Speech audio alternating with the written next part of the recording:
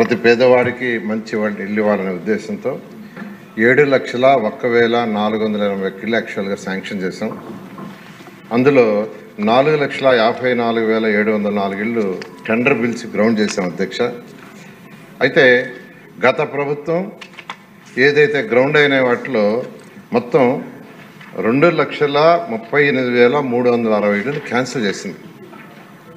అంటే మా మీద కోపం ఉండొచ్చు కానీ ప్రజల మీద కోపం ఉండకూడదు. కానీ పేదలు నిరుపేదలకు ఇచ్చే చక్కటి ఇళ్ళు 2,38,360 ఇళ్ళు క్యాన్సిల్ చేసి 2,61,640 కడతామని నిర్ణయించారు.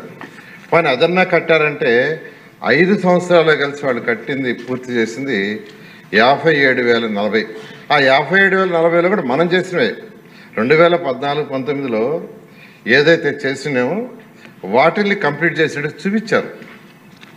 అయితే దీంట్లో అనేక సమస్యలు అటు బెనిఫిషియర్స్కి కాంట్రాక్టులకు వచ్చినాయి.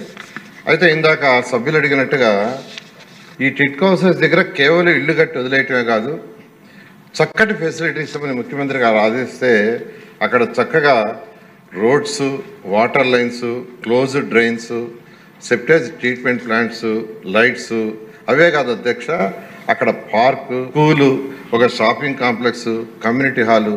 అదే కాకుండా ముఖ్యమంత్రి గారు ఏం చెప్పారంటే మీరు కట్టే ఇళ్ళు ఊరికి కొద్దిగా దూరంగా ఉంటాయి, స్థలాలు దొరకవు కదా, అక్కడ పేదలు నిరుపేదలు ఉన్నప్పుడు అక్కడ ఎకనామిక్ యాక్టివిటీ స్టార్ట్ కావాలా. కాబట్టి ఎకనామిక్ యాక్టివిటీ స్టార్ట్ చేయమంటే ప్రతి టిట్కో హౌస్ లేఅవుట్ దగ్గర దాదాపు 2 ఎకరాల నుంచి 5 ఎకరాలు ఎత్తిపెట్టాం అధ్యక్ష. దాన్ని కూడా 1 సెంటుకి గత ప్రభుత్వం ఇచ్చి దాన్ని కూడా లేకుండా చేశారు. అయితే ఇప్పుడు సభ్యులందరూ అడిగిన ప్రకారం సమస్యలు తీసుకుంటే బెనిఫిషియర్స్కి నిజంగా సమస్యలు ఉన్నాయి అధ్యక్ష. అప్పుడు గత ప్రభుత్వం ఉన్నప్పుడు 430 చదరపు అడుగులు కావాలంటే అప్ఫ్రంట్ 1 లక్ష కట్టమన్నాం అధ్యక్ష. అయితే గత ప్రభుత్వం వచ్చిన జీవో ఇచ్చింది 1 లక్ష కాదు 50,000 అని చెప్పి వదిలేసింది అధ్యక్ష. వాళ్ళకి డబ్బులు ఇవ్వాల. వాళ్ళందరూ ఎక్కడికి పోయినా ప్రజాప్రతినిధులు పోతే ఆ డబ్బులు 50,000 అడుగుతున్నారు అధ్యక్ష. రెండవది 360 చదరపు అడుగులకి అప్పుడు 50,000 అప్ఫ్రంట్ కట్టమన్నాం, కట్టారు. కానీ గత ప్రభుత్వం ఏం చేసిందంటే 50,000 అవసరం లేదు 25,000 చాలన్నారు. మొత్తం మీద ఏదైతే వాళ్ళు జీవో ఇచ్చి తగ్గించారో దానికి 350 కోట్లు రీపేమెంట్ చేయాలా. జీవో ఇచ్చి వదిలేస్తారు కానీ వాళ్ళకి రీపేమెంట్ చేయలేదు అధ్యక్ష. దాన్నే ఈరోజు సభ్యులు మన ఎక్కడికి పోయినా టిట్కో హౌస్ దగ్గర పోయినా పట్టుకుంటాను, నేను పోయినా పట్టుకుంటాను అధ్యక్ష. నేను పోయినా యాక్చువల్గా మా డబ్బులు ఎప్పుడు రిటర్న్ ఇస్తారు ఇంతకాలం అయిందని. గత ప్రభుత్వం చేసిన అవకతవకలు, ఫైనాన్షియల్ ప్లానింగ్ లేకుండా జీవోలు ఇచ్చేసి గాలికి వదిలేసి ప్రజలను ఇబ్బంది పెట్టింది అధ్యక్ష. అదేవిధంగా మరొక సమస్య అధ్యక్ష, ఇల్లు ఇవ్వకుండానే వాళ్ళ మీద లోన్ రైజ్ చేసింది అధ్యక్ష. మొత్తం 77,606 మంది మీద 77,606 మంది మీద 2,275 కోట్లు రైజ్ చేసింది. 2,275 కోట్లు. ఇందులో 40,570 మందికి అసలు ఇల్లు ఇవ్వాల. లోన్ రైజ్ చేసింది 77,600 మంది మీద. వాళ్ళలో 40,570 మందికి ఇల్లు ఇవ్వలేదు.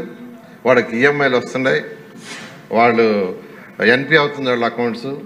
ఇప్పుడు యాక్చువల్గా మనం కంప్లీట్ చేయాలని బ్యాంకులోకి పోతే బ్యాంక్ వాళ్ళు మీరు కూడా అగ్రిమెంట్లో ఉండారు కాబట్టి ఆ డబ్బులు కట్టమని కూర్చున్నారు. అయితే ఎవరికైతే ఇల్లు ఇవ్వకుండా బ్యాంక్ లోన్ రైజ్ చేశారో అది కట్టడానికి ముఖ్యమంత్రి గారు అడిగాం. 140 కోట్లు యాక్చువల్గా ముఖ్యమంత్రి గారు శాంక్షన్ చేశారు. ఎందుకంటే 140 కోట్లు ఫస్ట్ బ్యాంక్కి కడితే వాళ్ళ యొక్క అకౌంట్స్ ఎన్పి కావు, దాన్ని శాంక్షన్ చేశారు. ఆ ఫైల్ ఆల్మోస్ట్ ఫైనాన్స్ టెక్నికల్గా చిన్న ఇష్యూలో ఫైనాన్షియల్ డిపార్ట్మెంటు మా డిపార్ట్మెంట్ అవుతుంది, అది కూడా వారంలో కంప్లీట్ అవుతుంది. అది ఇవ్వగానే ఆ యొక్క 140 కోట్లు కట్టడం జరుగుతుంది అధ్యక్ష. Interest and instalment interest and instalment అంటే ఇల్లే ఇవ్వకుండా లోన్ ఎలాగా ఉంటుందండి? కట్నం ఇల్లు జప్తు చేసుకోమన్నాడు అనుకోండి, అతని పేరు మీద ఇల్లే లేదు, బ్యాంక్ వాళ్ళకి ఏం లేదు అధ్యక్ష. అయితే ట్రైపార్టీ అగ్రిమెంట్ గవర్నమెంట్ ఉంది, పేదలు నిరుపేదలు వాళ్ళు ఇబ్బంది పెట్టకూడదు కాబట్టి ఇప్పుడు వాళ్ళకి ఇల్లు ఇస్తారు. వాళ్ళకి ఇల్లు ఇస్తాం అధ్యక్ష. వాళ్ళందరికీ ఎవరికైతే ఉందో వాళ్ళకి ఇల్లు ఇవ్వటం జరుగుతుంది.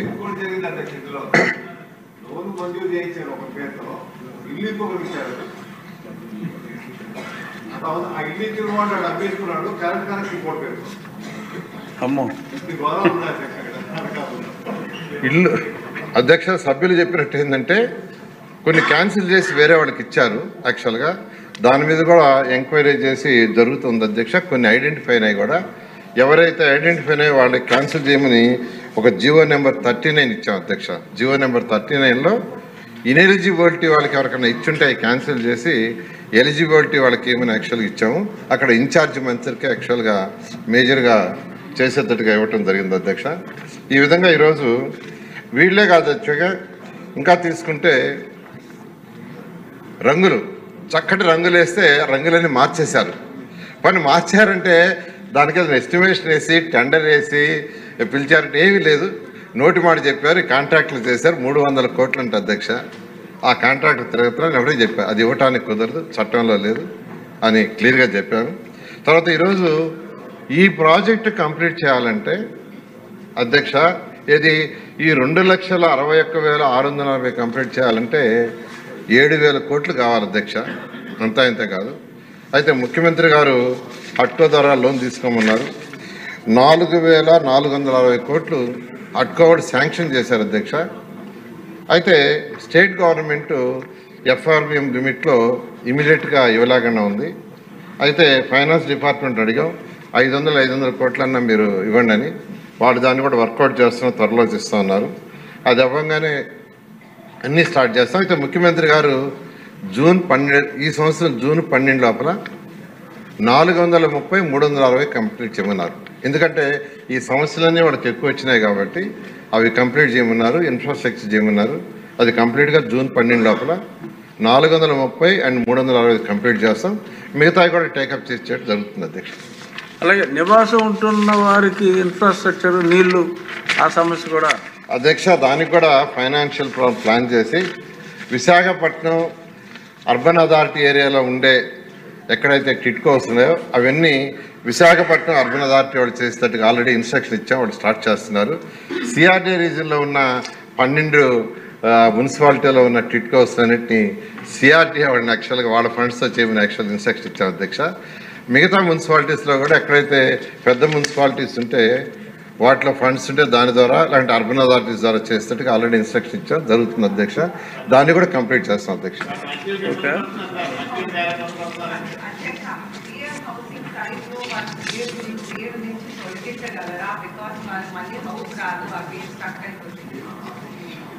అధ్యక్ష మేడం గారు పిఎంఎస్ సైట్లో ఒకరి పేరు అవి తొలగించగలరని అడిగారు. దాన్ని పరిశీలిస్తాం అధ్యక్ష. ఏది ప్రాబ్లం ఏందో మేడంతో మళ్ళీ డిస్కస్ చేసి స్పెసిఫిక్గాను చేయడం జరుగుతుంది అధ్యక్ష.